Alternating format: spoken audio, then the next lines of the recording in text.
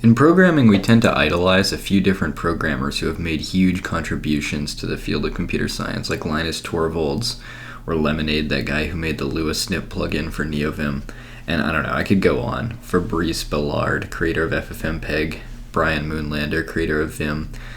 But I think as good as it is to idolize those guys, as guys who made huge contributions, there's a class of software engineer that kind of is swept under the rug, but should be admired way more.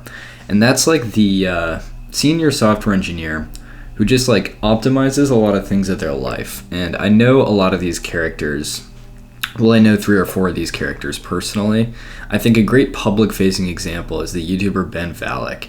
He's like a guy who's just good at a lot of different things. Like he has many different skills because he just spends all his days kind of applying the programming learning mindset to everything. Like he's switched keyboard layouts like, I don't know, 10 times. He's pioneered some custom keyboards.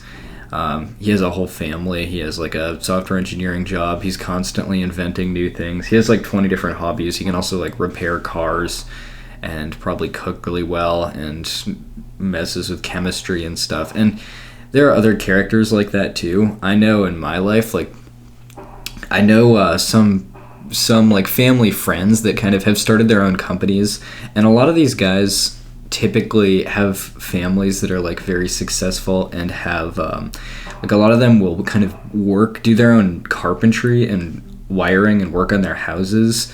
And one of my mentors is like a professional poker player for a while, and this other one that I'm friends with was like a professional chef, or still is a professional chef. So I feel like it's these kind of unsung heroes of society that deserve to be looked up to more. Like, you shouldn't shoot to reinvent the entire operating system or the entire browser. I mean, that's awesome, and it's great to have like lofty goals, but it takes a certain kind of obsessive personality that's often unrealistic if you also want to try a lot of things in the world. And I don't know, another good example, I guess, is the YouTube channel No Boilerplate. He's less of a public-facing figure, but you can tell he has like a lot of separate skills that he's interested in. Also like studied at a monastery for a while, which is somewhat common for these senior software engineers. But the kind of character I'm talking about is just like someone who is very curious and keeps expanding their horizons day after day and just tries new things over and over again. And then eventually, if you want to have like a family and bring more kids into the world, it's really awesome because you're like set up to know just slightly more maybe than the previous generation did, and you can keep like paying it forward, which is, I guess, just the goal of everything.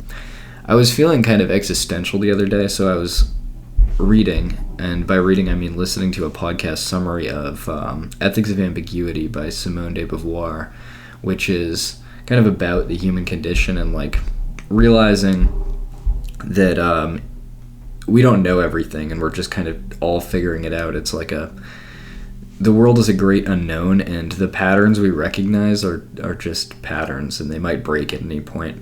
And she describes a phenomenon that happens where kids kind of grow up and you think like the world is all solved and figured out. Oh, your parents must know everything because they kind of shield you from the ambiguity of life.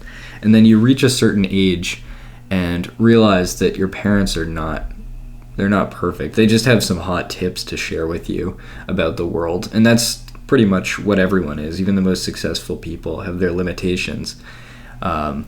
And she said, yeah, a few different kinds of things can happen when you realize this at a certain age. Some people like become kind of nihilist and they're like, oh, what's the point to anything at all? Some people become, I think the term is like serious men, where they like are serious people, where they find some cause, like maybe religion or Buddhism or something, and they make that their highest purpose, and they're like, it's solved, the ambiguity is solved.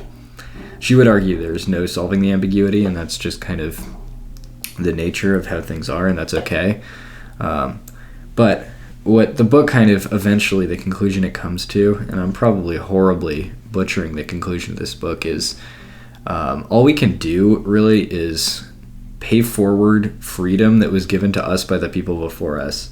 The people before us like worked to build like progressively more complex structures of democracy and farming and all this stuff, so that you could sit in your room and watch YouTube videos instead of like farming grains to survive or rice to survive. Like, the technology increasing is just increasing the freedom of people before you. And I think it's really admirable to have characters like Ben Valek and other senior software engineers who like do everything they can to understand and improve their understanding of the world on all different things, you know, how to maintain cars, how to have good habits, and all these different things. And then they have a family, and then they pass that advice down to the family. And yeah, that's just like a very honorable and noble thing. Something I feel like you should aspire to, because it's very difficult if you want to create the next Linux. I mean, by all means, but it's going to require hundreds to thousands of hours of like extremely boring and tedious research. And you could do that and you could be very successful, but it's a difficult thing to balance that kind of lifestyle with happiness, unless you're just like cut out to do it. And few people are. So yeah, I think more admiration should be heaped on those people that like read all the time and try things. They're not like billionaires. They're just like people who are somewhat successful, maybe have their own company, but they're not like to the moon entrepreneurs. They're just like senior software engineers who read a lot, who understand more than the average person, but they still admit their limitations. They're not like godlike ultra rich billionaires. They're not like insane at any one skill. They're just like quite good at 20 different skills, and then they teach them to other people. Yeah, I don't know exactly what I'm trying to say. I know there are a lot of characters like that hang around my comments. And I know there are also a lot of junior engineers who are more like in my position. And yeah, I think you should look up to those senior engineers. They're good people. TJ DeVries is another great example. Just a guy who's good at a lot of different things. And just like tries his darndest, but isn't like insanely over the top successful. Yeah, that's about it.